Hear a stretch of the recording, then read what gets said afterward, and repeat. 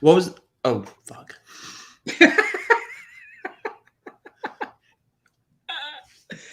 Welcome to another episode of the Music City Drive-In, brought to you by the Drive-In Podcast Network. I am your host, Ricky Valera. On today's episode, Jacob and I got the opportunity to see an early screening of the Marvel's brand new latest installment of Phase 4, Eternals, and we're going to review it for you today. We're going to make this spoiler-free. We might drop some hints about some things that might have happened, but they're going to be completely spoiler-free, so you don't have to worry about us being like Variety and giving away any post-credit scenes or any surprise. Wait, so we can't talk about Ed Sheeran's cameo?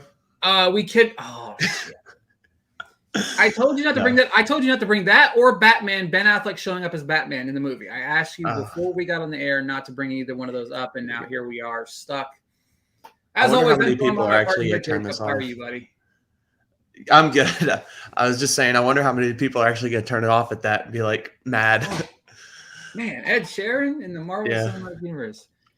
I've seen worse people in the MCU since this conversation. But that being said, there was a lot of hype, a lot of just everything around this film. You had freshly Academy Award-winning director Chloé Zhao directing the movie. She had her part in writing it as well. The year has been strong for content in general for the Marvel Cinematic Universe as they prepare for Phase 4. They've done a really good job of adjusting to what has transpired over this last, 18, almost going on 2 years now. They've had to adjust a lot of things. They just recently moved a bunch more movies as well. But with that being said, we've seen early on in the year, we had WandaVision, then we had Falcon and the Winter Soldier, then we had Black Widow, then we had Shang-Chi. Now, the latter half of the year, we see Eternals drop. We see the unneeded Hawkeye TV show, and then we have, Spider-Man coming out as well, which I lumped that in there, obviously, because it's part of this entire process. But before we kind of get into the film, what were your expectations going into it? Well, first off, you forgot the best thing that Marvel's released, Loki, this year. I thought I said Loki. I feel like I can't believe I missed. First off, it's not the best. Shang-Chi was really good, and it's not. It's not better, and it's. We'll get to that in a bit. So, the cast, massive. Chloé Zhao, incredible director. Everything was leading me to think that this was going to be like top tier MCU. And then, a lot of the first reactions came out and I started talking to some people who had seen the movie, and my hype level did drop a little bit for it. Which, I think once you took off the rose-colored glasses, at least for me, it does make sense why I don't think some of this worked. The cast, for the things that I love, the cast is massive. Is it too massive?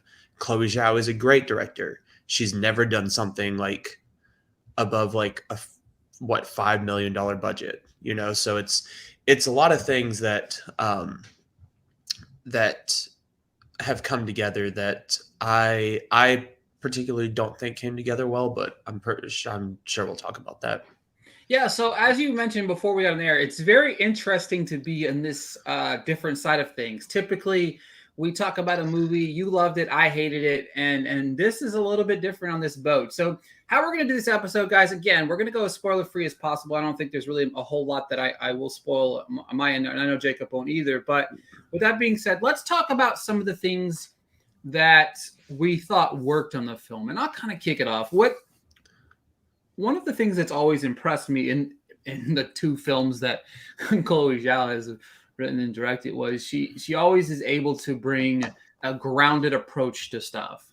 And what I really loved so much about Eternals, spoiler alert, I am on the end of, I think this movie is fantastic. But what I really loved about this was there was a lot of heart infused in the story that made these superheroes super relatable in different aspects. Now, obviously, there's certain parts of the MCU that we've seen where you feel like you can be related to these characters, but most of them are larger than life. Most of them have so much going for them. These characters, to me, was very grounded, very just in the moment, and I loved everything about that. I think structurally sound. Going into the film, for me, I had very, very, very low expectations, just because when you have a film this massive, it was like Dune for me. Like when you have a film that massive and it's getting, whether it's getting diverse reaction or whether it's getting applauded by everybody, you have all of these individuals that are just saying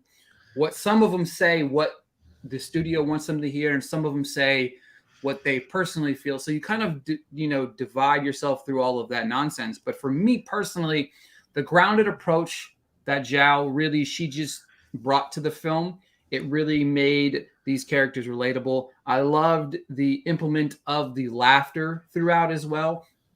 The jokes worked for me, and I know that's part of why some of the people that didn't like it didn't think the jokes worked for them. For me personally, I laughed quite a bit. I thought it was very funny in moments where I didn't think it was going to be. This is a full facet film for me. There's heart, there's laughter, there's a grounded story, and that's why I've said it's the most grounded film that I think that we've seen in the Marvel Cinematic Universe. There is a lot of characters. There's a lot of introduction to characters, a lot of characters that are introduced throughout the film. And for me, I just feel like each of these new characters had their moment to shine and took advantage of their moments to thrive. And that for me worked. And then as far as the action side of it, within all these characters having the opportunity to thrive, we see a lot of them do what they're capable of doing. But I think when the action really hits a peak moment is towards the end, whenever they're using all of their powers together. That worked so well for me. There were several moments where, again, Zhao never really directing something of this nature really impressed me with her direction of the action. And the direction of the action really worked so well for me. And again, towards the end, when you're bringing all these powers together to fight off the villains or whatever it looks like, there were several moments I'm like, wow, that was really, really cool. And that worked for me. And then, of course, there's one big twist. Won't talk about it. You have the twist that maybe some people know. Again, I'm not a comic book guy, so I don't know anything about any of these comic book characters. I have never read a comic book in my life, well, probably since I was like 5. So it works for me maybe on a different level from people that are relatable to these characters in other aspects. But the little twist was solid. But overall, I just love this movie. I could talk about my love for this movie for probably another 3 hours. But Jacob, what are some of the things that worked for you? So I mean, some of the things that worked, I do think a lot of the characters themselves did work. I think Brian Tyree Henry, he was my standout. And he was the one that I could actually like connect to. And I'll explain that in a second whenever I talk about kind of the negatives of it. But he was the one character I actually could like connect to on any sort of level. I did think the movie was very pretty. I thought it was shot very well. And I think like as it was shot, it looked like Ricky said, very grounded. I thought it was, they used a lot more on location shots. They used a lot more, a lot less CGI in the actual like shooting of the movie, which I appreciated because it gave it a more real feel to it. And I think parts of the story worked well. There's one villain in particular that I really liked. I kind of wish they would have just expanded on him a little bit more. And I think there really is a lot to love about this movie. Really, my biggest issue is that it was all crammed. And I think that if they would have done this in 2 parts, it could have given them a lot more time to expand on each of the good rather than try to cram everything together. But I'll save. I didn't hate this movie. I did like the movie. I thought it was, above average. It's not my least favorite in the entire MCU by far. There just was a lot of disappointing things that I can talk about in a little bit.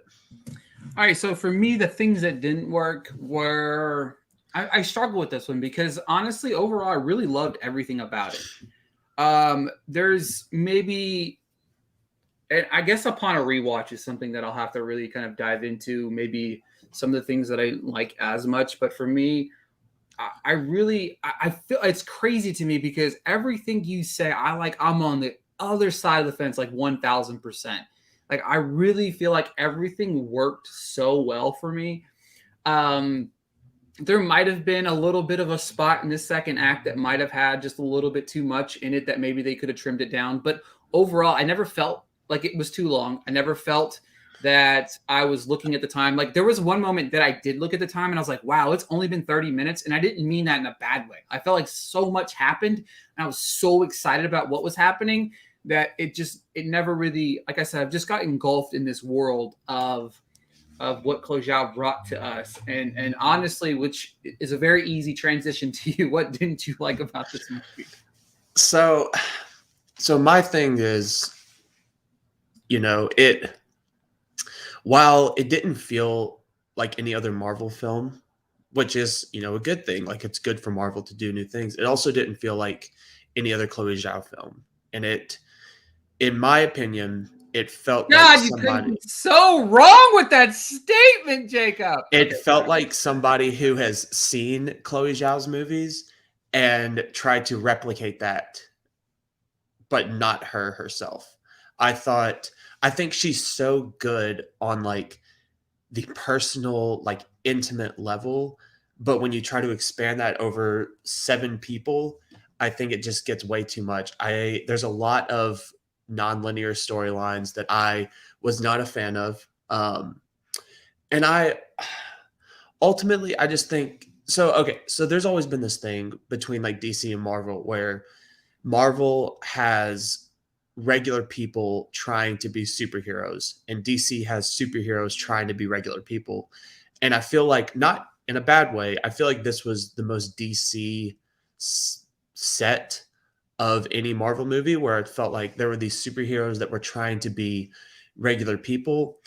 The issue is only one of them, maybe 2, actually were regular people. And those were the only 2 that you could actually like relate to on any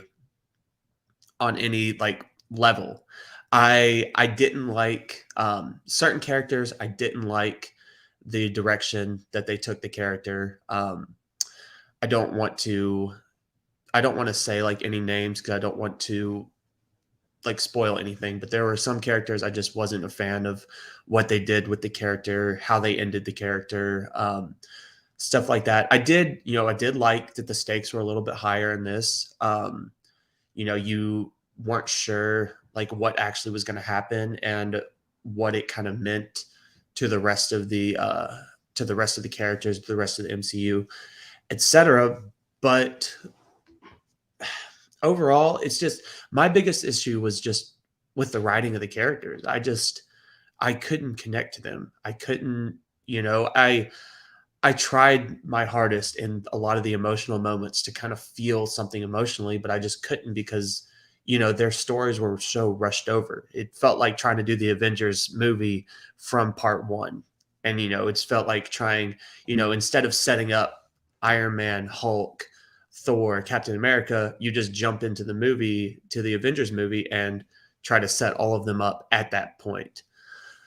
But yeah, I mean, again, it's not like I hate the movie. I don't.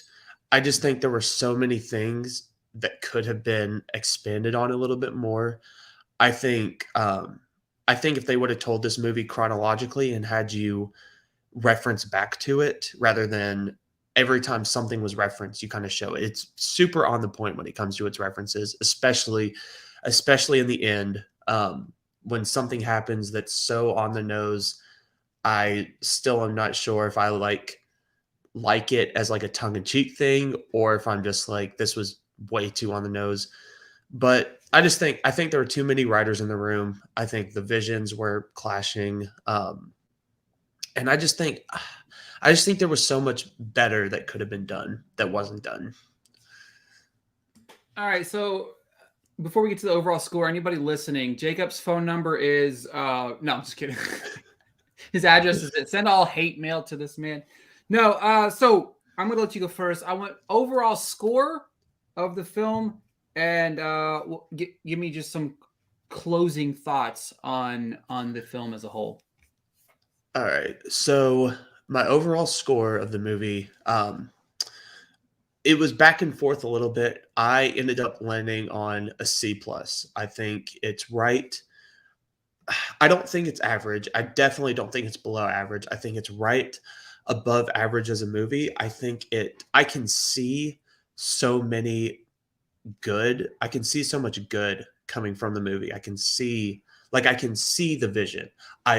There is one thing I forgot to mention. The kind of underlying message of the story is really interesting. Kind of the whole like, you know, after so many years, like coming to terms with like your creator and stuff like that. But um, I think when you start telling a story that is, you know, in the beginning, like it says in like all the trailers in the beginning of the movie, everything, I think you have so much to work with, and it really just depends on how much you actually put in.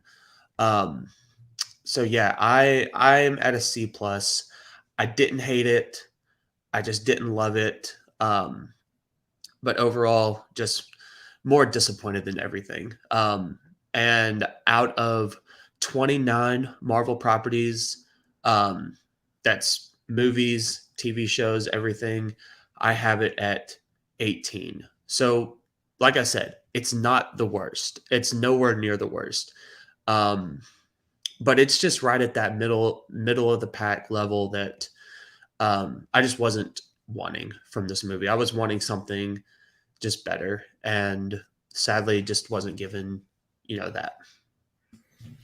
So for me, I gave it overall score of an A. I think it's hands down the best Marvel film to date, and when I say that, it's not my favorite film of the Marvel Cinematic Universe, and I'll go over where I have it in my top 5 in a little bit. But I think it's full of heart, laughter. It's got a fun ensemble. To me, you hear these other directors not in the Marvel Cinematic Universe talk about how these movies are copy and paste, and a lot of them can be that way. And sometimes that criticism is warranted. But for me, Eternal stands out in a way that we've never seen before in this universe.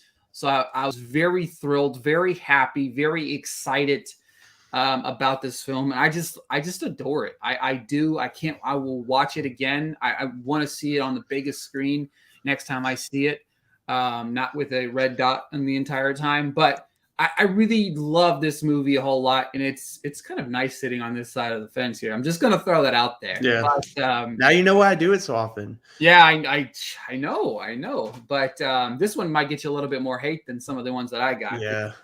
Our differences normally come from obscure films, not very widely popular films. So that's going to be it'll be interesting. Though before we go, I want to give also if I can just say one more thing. I do completely understand that, like, you know, grounding these characters, but I also think that, and I'm just going to go to Spider-Man. I'm wearing the Spider-Man shirt. I think that Spider-Man's like struggle with needing to be a superhero, but also just wanting to be like a teenager. I think that is so much more like, you know, realistic than. But I felt like he had that with Sprite. Like Sprite's character was one of my favorite in the movie. Yes, and I don't want to spoil it just because but the battle of being that age your entire life, like it was a very well written story. Like I felt like that's part of where we ground it. Brian Tyree Henry had a lot of grounding in his character. Mm-hmm. And I feel like there was a lot of internal building with some, like Angelina Jolie's character. I felt like I related to a whole lot. I loved her character, and I felt like she faced demons in which ways that I feel like you could foresee yourself seeing some of those demons and stuff like that. So see, and that's my thing. Like I loved Angelina Jolie's character. I just hated the choice they made with what they did to her. I really like Sprite's character. I just, again, hated the choice they made. And, you know, if you've seen the movie, you know, I just thought it was unnecessary. And I thought it was, I feel like you're unnecessary right now, Jacob. Yeah. I feel like you're unnecessary. But no, see, that's why I liked Brian Tyree Henry's character so much, is because he was the most grounded of the bunch because he was, you know, he had things that the rest of the Eternals didn't have. He wanted the like things that the rest of the Eternals didn't want. And he more than the rest was like, I'm actually fighting for something. I feel like Cersei though kind of had that too though. I think Gemma Chan, she was phenomenal in the film. I think her acting was really great in it as well. But I feel like Cersei's character had a lot of that too with her relationship that she was trying to build and stuff like that as well. But all right, so before we go, obviously Jacob mentioned how it's one of the bottom half of his movies of all time in the Marvel Cinematic World. Oh my God. Being 18, I mean that's 18 out of 29. I mean that's pretty. I mean, so if you take all the TV shows out, it's like 18 out of what 26. Well, so let me see. There's been what 3 TV shows, so 18 out of 26 is rough. 1, 2. It's rough around. Well, it wouldn't be 18 out of 26. It'd be 16 out of 26. I mean, but still, look at that, folks. That's bottom tier. I mean, he talks about how much he loves it, doesn't hate it, but I mean, it sounds like he's got it down there around Captain Marvel around here. But it's actually right behind Captain Marvel. You say behind Captain Marvel? Yeah, it's one spot behind Captain Marvel. I literally am not sure I can continue with this. I have Captain Marvel as like. Not only can I not continue with this podcast, I'm not sure I could ever talk to you again because Captain Marvel is one of the worst comic book movies ever. Oh, there you go. Now people are going to be back on my side again. They were against me for a while, but if they've made it this long, they've changed their mind. Before we go, and before this is the last show in the history of the Music City Drive-In, give me your top 5 Marvel Cinematic Universe movies. All right, so my top 5 movies. I have Endgame at number 1. I think Endgame was a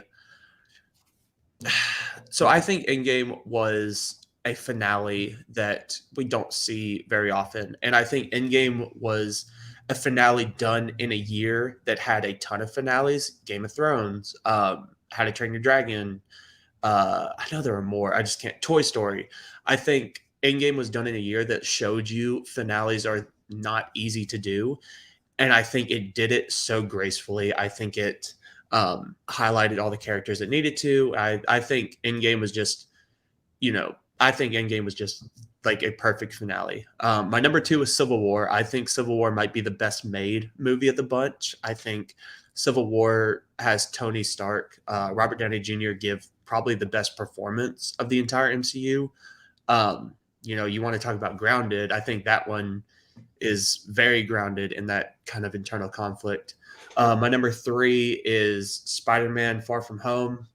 I just love it. I'm not going to talk more on it. I just think great villain, great arcs, everything. My number 4, Guardians of the Galaxy Volume 2. I think it's better than the first. I think it's very good.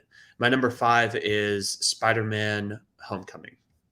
There's no biasness in any of those. I mean, Spider-Man appears in, I think, 4 of the 5 that you mentioned? Yeah.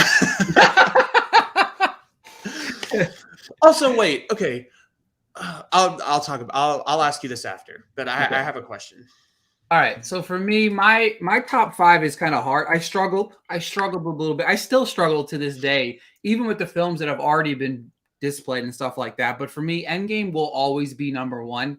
It was that culmination. I don't feel like it's the best movie of this Marvel Cinematic Universe, but what it provided me, being in a live audience, listening to these people, like everybody was excited. That was an event, right? You know what I mean? Mm-hmm. It's yes, all Marvel movies are an event, but this was like an event like no other that we have never seen before in that grand scale of things. For me, number 2 is Eternals. I really like it's up there. Like Eternals is one, and again, it is my favorite Marvel movie that's ever been made. It really is just so good. Number 3, I've got Civil War. I love that movie for all the things that you've already mentioned. Number 4 is Black Panther, and then number 5 is Far From Home. So I really loved it. I I'm sorry, Tom Holland is by far not even close, resembling close, the best Spider-Man. It's light years ahead of the other ones, and I really enjoy the other two, but he just brings something different that I have never seen to that character. And again, this is coming from a guy that's ranking all these movies, that's never read a comic book in his entire life, so you can yell at a wall if you want to. But I just really like my list. I really do think Eternals is that good. I can't wait to revisit it. I'm going to watch Eternals probably 150 more times. I just loved it that much. But what was your question, sir, before we go? Oh, no, I'll have to ask you after. Because after. Got it. It might be a spoiler. Okay, so with that being said, guys, do us a favor. Head on over to the Music City Drive-In to check out all the latest movie reviews, articles, trailers, sports content. Matthew Fox has been spearheading our sports content over there. Check out some of the shows on the Drive-In Podcast Network, including the Film Optics Podcast, including our new show, the Uncut Wrestling Podcast over there. Those guys are doing great things. They've got some interviews up and some reviews of the movie, reviews of the wrestling world.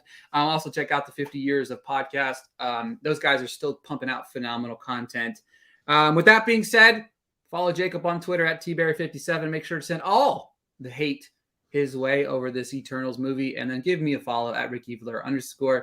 Give the show a follow at Ricky Viller at MCDI Pod. And until next time, we'll talk to you guys later.